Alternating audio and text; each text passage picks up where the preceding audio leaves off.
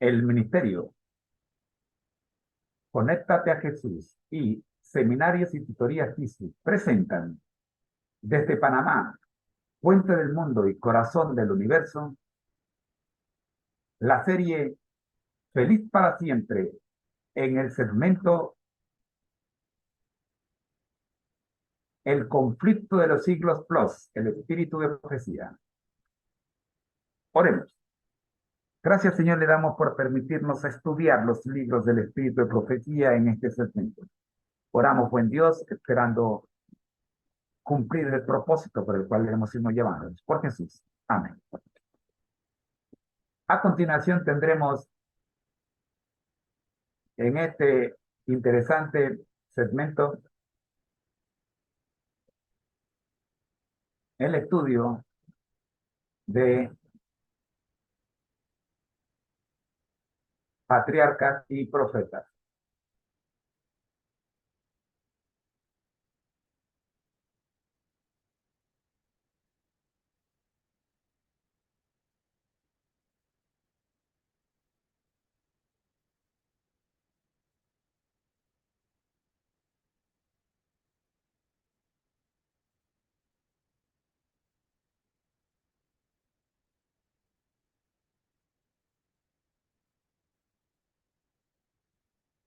Escuchemos.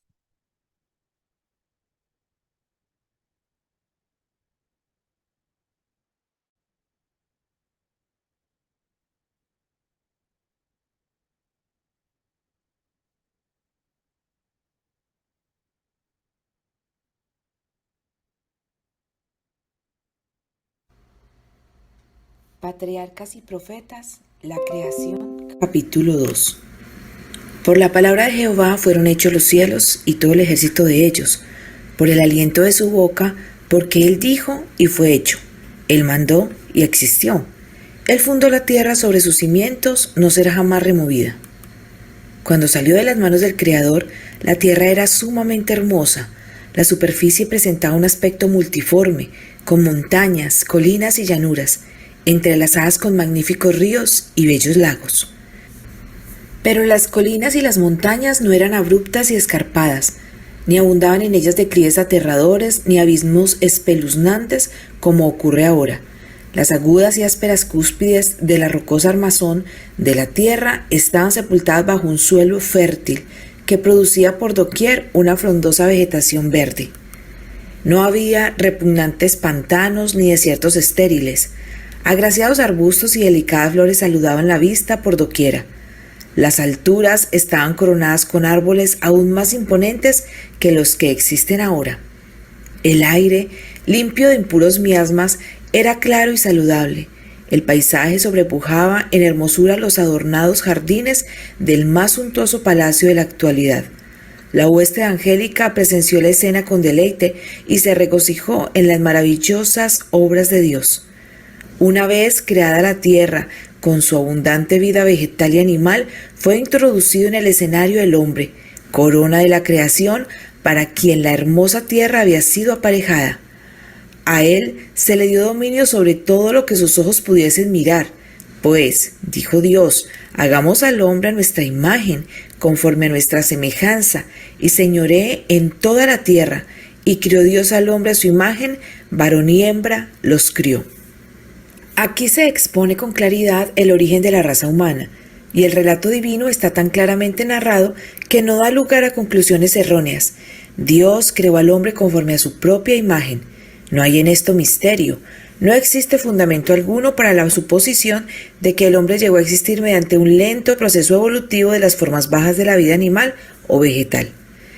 Tales enseñanzas rebajan la obra sublime del Creador al nivel de las mezquinas y terrenales concepciones humanas. Los hombres están tan resueltos a excluir a Dios de la soberanía del universo que rebajan al hombre y le privan de la dignidad de su origen. El que colocó los mundos estrellados en la altura y coloreó con delicada maestría las flores del campo, el que llenó la tierra y los cielos con las maravillas de su potencia cuando quiso coronar su gloriosa obra, colocando a alguien para regir la hermosa tierra, supo crear un ser digno de las manos que le dieron vida.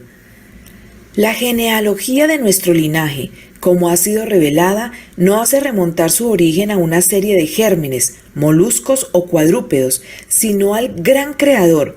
Aunque Adán fue formado del polvo, era el Hijo de Dios. Adán fue colocado como representante de Dios sobre los órdenes de los seres inferiores. Estos no pueden comprender ni reconocer la soberanía de Dios, sin embargo fueron creados con capacidad de amar y de servir al hombre. El salmista dice: «Hicístelo enseñorear de las obras de tus manos, todo lo pusiste bajo de sus pies, asimismo las bestias del campo, las aves de los cielos, todo cuanto pasa por los senderos de la mar». El hombre había de llevar la imagen de Dios, tanto en la semejanza exterior como en el carácter. Solo Cristo es la misma imagen del Padre, pero el hombre fue creado a semejanza de Dios. Su naturaleza estaba en armonía con la voluntad de Dios. Su mente era capaz de comprender las cosas divinas. Sus afectos eran puros. Sus apetitos y pasiones estaban bajo el dominio de la razón. Era santo y se sentía feliz de llevar la imagen de Dios y de mantenerse en perfecta obediencia a la voluntad del Padre. Cuando el hombre salió de las manos de su Creador, era de elevada estatura y perfecta simetría. Su semblante llevaba el tinte rosado de la salud y brillaba con la luz y el regocijo de la vida. La estatura de Adán era mucho mayor que la de los hombres que habitan la tierra en la actualidad. Eva era algo más baja de estatura que Adán. No obstante, su forma era noble y plena de belleza. La inmaculada pareja no llevaba vestiduras artificiales, estaban rodeados de una envoltura de luz y gloria, como la que rodea a los ángeles. Mientras vivieron obedeciendo a Dios, este atavío de luz continuó revistiéndolos. Después de la creación de Adán, toda criatura viviente fue traída ante su presencia para recibir un nombre. Vio que a cada uno se le había dado una compañera, pero entre todos ellos no había ayuda idónea para él. Entre todas las criaturas que Dios había creado en la tierra, no había ninguna igual al hombre. Y dijo Jehová Dios: «No es bueno que el hombre esté solo, haréle ayuda idónea para él». El hombre no fue creado para que viviese en la soledad. Había de tener una naturaleza sociable. Sin compañía, las bellas escenas y las encantadoras ocupaciones del Edén no hubiesen podido proporcionarle perfecta felicidad. Aún la comunión con los ángeles no hubiese podido satisfacer su deseo de simpatía y compañía. No existía nadie de la misma naturaleza y forma a quien amar y de quien ser amado. Dios mismo dio a Adán una compañera, le proveyó de una ayuda idónea para él, alguien que realmente le correspondía, una persona digna y apropiada para ser su compañera y que podría hacer una sola cosa con él en amor y simpatía. Eva fue creada de una costilla tomada del costado de Adán.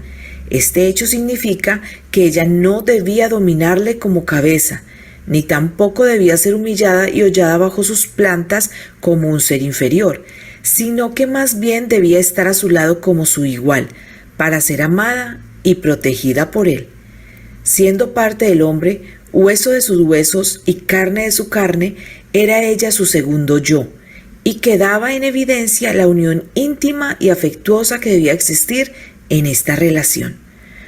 Porque ninguno aborreció jamás a su propia carne, antes la sustenta y regala. Por tanto, dejará el hombre a su padre y a su madre, y allegarse a su mujer, y serán una sola carne. Dios celebró la primera boda, de manera que la institución del matrimonio tiene como su autor al Creador del universo. Honroso es en todos el matrimonio. Fue una de las primeras dádivas de Dios al hombre, y es una de las dos instituciones que después de la caída llevó a Adán consigo al salir del paraíso. Cuando se reconocen y obedecen los principios divinos en esta materia, el matrimonio es una bendición. Salvaguarda la felicidad y la pureza de la raza, satisface las necesidades sociales del hombre y eleva su naturaleza física, intelectual y moral. Y había Jehová Dios plantado un huerto en Edén, al oriente, y puso allí al hombre que había formado. Todo lo que hizo Dios tenía la perfección de la belleza, y nada que contribuyese a la felicidad de la santa pareja parecía faltar. Sin embargo, el Creador les dio todavía otra prueba de su amor, preparándoles especialmente un huerto para que fuese su morada. En este huerto había árboles de toda variedad, muchos de ellos cargados de fragantes y deliciosas frutas. Había hermosas plantas trepadoras como vides, que presentaban un aspecto agradable y hermoso, con sus ramas inclinadas bajo el peso de tentadora fruta de los más ricos y variados matices. El trabajo de Adán y Eva debía consistir en formar cenadores o albergues con las ramas de las vides, haciendo así su propia morada con árboles vivos cubiertos de follaje y frutos. Había en profusión y prodigalidad fragantes flores de todo matiz.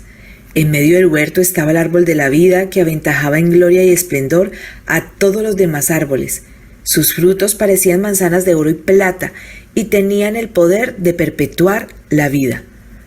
La creación estaba ahora completa y fueron acabados los cielos y la tierra y todo su ornamento.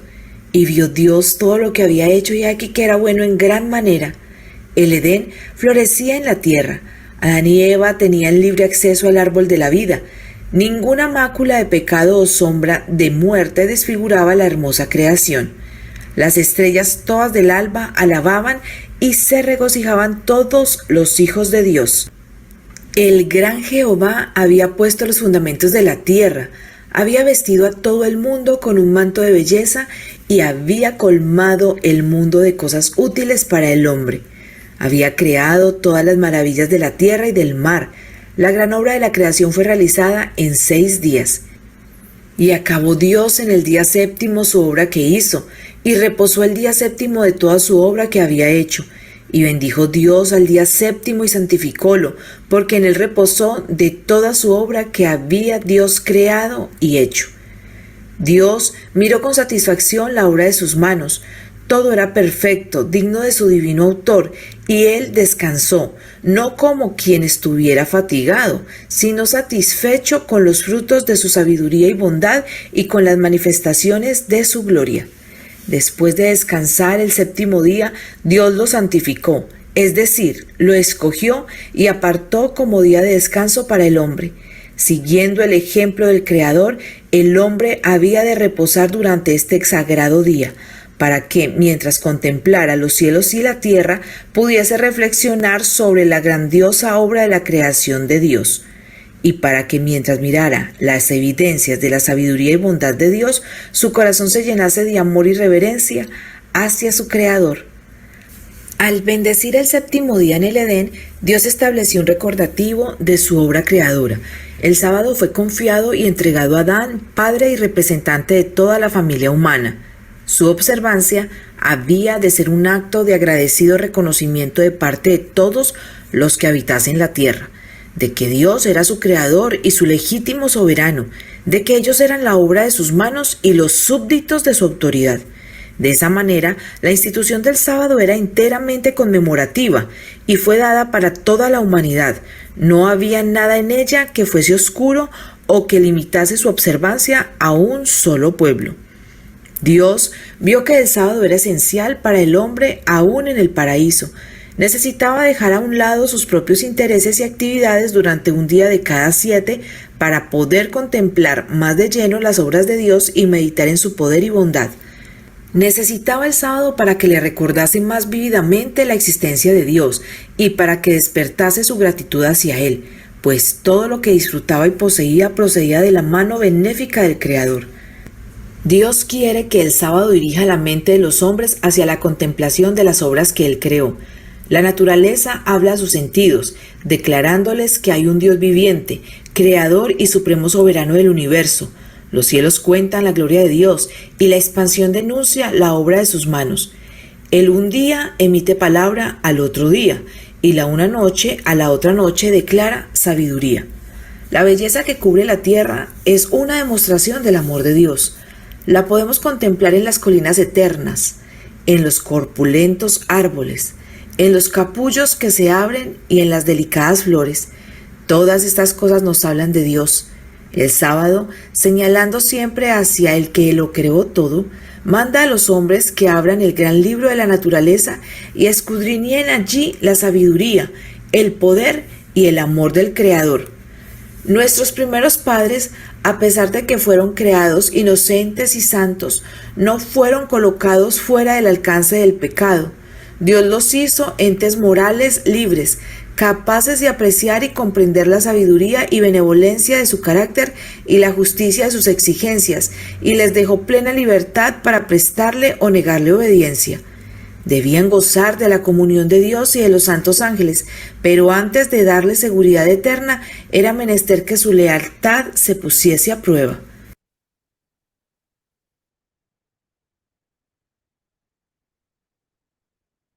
Bien, hasta aquí la presentación del capítulo 2 de Patriarcas y Profetas, la creación. La próxima semana terminaremos este capítulo con la ayuda de Dios. El ministerio Conéctate a Jesús y Seminarios y Tutorías ISU presentaron desde Panamá, Corazón del Universo, la serie Feliz para Siempre, en su segmento Los Patriarcas, los Profetas y no, Patriarcas y Profetas, capítulo 2. A continuación, tendremos los profetas y reyes.